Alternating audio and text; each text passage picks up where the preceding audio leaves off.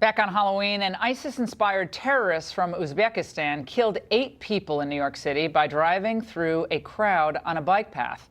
So how does somebody like that get into this country? It turns out it was through a thing called the Visa Lottery Program. And we're learning more about that program tonight. Data is now showing that the U.S. government issued nearly 30,000 visas to people from countries designated as state sponsors of terrorism between 2007 and 2016. Again, all through that lottery. This is not good. It doesn't take a genius to say that. And joining us now for reaction here in Washington is Michael Starr Hopkins, a Democratic strategist, and Mark Krikorian, Executive Director of the Center for Immigration Studies. It's a group that advocates for stricter controls on immigration. Gentlemen, it's great to see both of you. Thanks. Michael, what's going on here? I mean, we have a lot of problems in our country. We have a lot of problems with gang violence and some crime. Some crime has gone down, but we still have a big struggle and drugs and so forth. Yeah. And now we're bringing in people on this lottery system. It's kind of like affirmative action for visas, I think, because it's like it's all diversity, we need diversity. But it turns out we're bringing in a lot of people from countries where we really can't vet people very well. Are you in favor of that? Or? Let me unpack all that. So first, immigrants have committed less crime than actual natural-born American citizens. Fewer crimes. Fewer crimes, and crimes at a lower rate than natural-born American citizens. So I think it's dangerous when we start painting broad strokes. Why does that matter? Immigrants.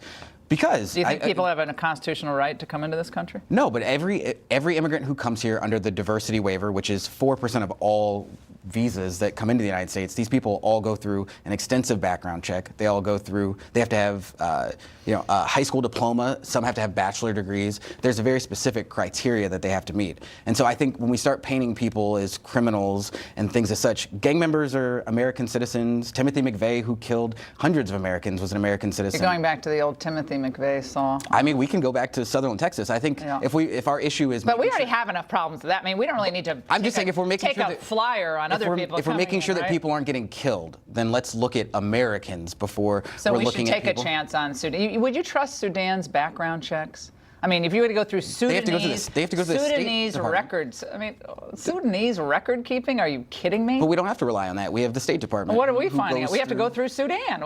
We don't have a magic box we go to find some guy unless he's on a terrorist watch list. But that's like saying, a Sudanese person goes through security when they fly through the Sudanese airport, but they go through our security before they enter. And the same's true with immigrants coming through on visa waivers. Mark, is this a problem? I mean, they get to bring in not their whole family, but they get to bring in, once they come in, a spouse and adult children, children under the age of 21. What it does, I mean, those are the people they bring with them once they win the lottery. But the long-term effect is what they call chain migration, because after 5 years, they can become citizens. Then they can bring their parents, they could bring their adult siblings, they could bring their adult sons and daughters then. And then those people have their own spouses, those spouses have their own relatives, and it goes on and on and on. And this, what the lottery does is start new migration chains. And our research shows that the average immigrant that you give a green card to results in at least 3 additional people who will follow him, not right away, but over the years. What was the figures just from Mexico? I remember from Mexico, on the chain migration. It's even higher. That's not part of the lottery. But for Mexico, it's more than 6 immigrants per person who eventually come in because of our family immigration system, because the way it works, our system is based on who you know, not on what you know. And that's beyond husbands, wives, and little kids. You marry somebody abroad, you adopt a baby abroad, you have the right to expect your fellow Americans to let you bring that person in. I'm all for that. But other than that, adult brother, aunt, second cousin, twice removed. These people do still all have to go through background checks, have to meet requirements for visas. You get a leg up in the system, though. When you have an American citizen sponsoring you as a family, you have a leg up on everyone else. So you can actually go to the front of the line. But you still have to go through the line. But it's another question here, though. I think we have to also realize that there are lower-income Americans, middle-income Americans, who still do struggle to get good work. And I think when we say chain migration, bring people in who can bring something to the country, have a skill, be self-sustaining. And if they come in, I would say everyone who comes in has to either be self-sustaining, show that you can earn a living, and if you or if you can't any longer earn a living, an American citizen must sponsor you, like be in charge of you. So it's not, you don't become a ward of the state. That's a concern. You know, technically that's the law now, but interestingly enough, remember Michael Bloomberg, mayor of New York, a couple of years ago at the end of his administration, he actually pursued that because sponsors who had signed sponsorship agreements for immigrants they brought in, those immigrants went on welfare. The Bloomberg administration said, wait a minute, they sent him a bill. And they said, you guys are on the hook for this. A lot of people paid. They collected several $1 million.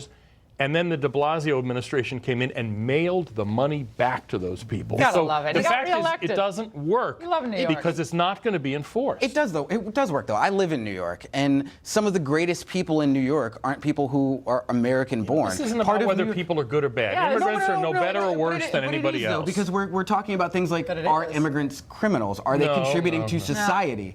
And they are. We're talking about public schools where a lot of fancy people in Washington don't send their kids. Where they. I'm a product of Washington, D.C. public schools. I'm a product of public schools too, but in Northern Virginia now, in some schools, 17 languages are spoken. But immigrants How does a public school teacher, how are they supposed to teach with 17 languages? Kids who come into the school illiterate in their own language, let alone can't speak the English But that's language. not because That's of a problem. immigrants. That's because we're cutting the estate tax. No, those no, are very, no, no. those are very different issues. It's not because of me on immigrants that. as people. There's no question about No, we that. love They're immigrants. No better I love or immigrants. worse Yeah, than for sure. anybody else. Immigrants are human beings. However, a country, and I think, Michael, you would agree, a country has a right to determine her own immigration laws and Absolutely. her own borders. And if immigration laws are either being violated or are not working for the American people for whom they're supposed to work, then I think they should be revisited. But we've had comprehensive immigration reform on the table, bipartisan comprehensive immigration reform, and Republicans haven't passed it. They own the House. So the Senate, Republicans the White who House. wanted amnesty and doubling legal immigration got together with Democrats who wanted that's a amnesty and collusion. doubling legal. Yeah, We that's figured it out. collusion. It's Last not I checked, that's bipartisan. I mean, that's an By the agreement. way, that's the old- can I say something completely unrelated to this? That Michael looks exactly like a combination of Bruno Mars